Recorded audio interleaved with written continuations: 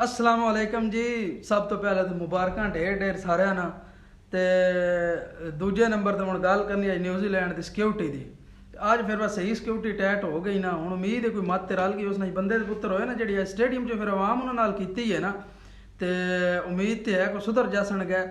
ਤੇ ਮੈਂ ਸਟੇਡੀਅਮ ਵਿੱਚ ਹੀ ਆ ਮੇਰਾ ਪਲਾਨ ਕੋਣਾ ਹੀ ਮੈਚ ਵੇਖਣੇ ਦਾ ਰੱਬੋ ਮੇਰੇ ਭਰਾ ਦਾ ਅੱਲਾ ਪਾਕ ਭਲਾ ਕਰੇ ਉਸ ਮੈਂ ਟਿਕਟ ਲੈ ਦਿੱਤੀ ਤੇ ਅੰਜੇ ਬਾਈ ਚਾਂਸ ਹੀ ਜਿਹੜਾ 5:30 ਵਜੇ ਨਾਲ ਪਲਾਨ ਬਣਿਆ ਤੇ ਆਫਿਸ ਵਿੱਚੋਂ ਨਿਕਲੇ ਸਿੱਧੇ ਸਟੇਡੀਅਮ ਤੇ ਬੜਾ ਰਸ਼ ਬਾਹਰ ਆਈ। ਮੇਰੇ ਕਈ ਭਰਾ ਹੁਣ ਅਜੇ ਜਿਹੜਾ ਉੱਥੇ ਬਾਹਰ ਰਜ ਬੜੇ ਬੰਦੇ ਸੀ ਜਿਹੜੇ ਕੋਈ ਤਕਰੀਬਨ 200-300 ਬੰਦਾ ਹੋਣਾ ਜਿਹੜਾ ਬਾਹਰ ਜਿਹਨਾਂ ਨੇ ਅੰਦਰ ਵੜਨ ਹੀ ਨਾ ਦਿੱਤਾ ਔਰ ਪਤਾ ਨਹੀਂ ਕਿਵੇਂ ਨਾ ਟਿਕਟਾਂ ਇਸ਼ੂ ਕੀਤੀਆਂ ਨੇ ਇਤਨਾ ਜ਼ਿਆਦਾ ਮੁਲਕ ਬਾਹਰ ਅੰਦਰ ਸਟੇਡੀਅਮ ਭਰਿਆ ਪਿਆ ਹੀ।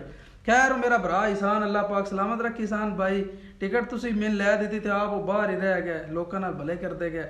तो बहरहाल अज गल सिक्योरिटी दी ते मैच दी ते यार पाकिस्तानी टीम बड़ा फैंटेस्टिक खेडी है।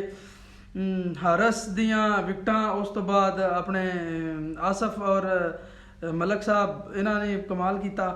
ਤੇ ਬਹਰਹਾਲ ਖਾਸ ਜਿਹੜੀ ਵੱਡੀ ਗੱਲ ਹੋਈ ਮੈਚ ਤੇ ਜਿੱਤਦੇ ਰਹਿੰਦੇ ਅੱਗੇ ਵੀ ਜਿਹੜੀ ਨਿਊਜ਼ੀਲੈਂਡ ਵਾਲਿਆਂ ਨਾਲ ਸਾਡਾ ਕਰਨਾ ਆਈ ਨਾ ਜਿਹੜਾ ਸਾਡਾ ਉਧਾਰ ਆਈ ਉਹ ਪੂਰਾ ਹੋ ਗਿਆ।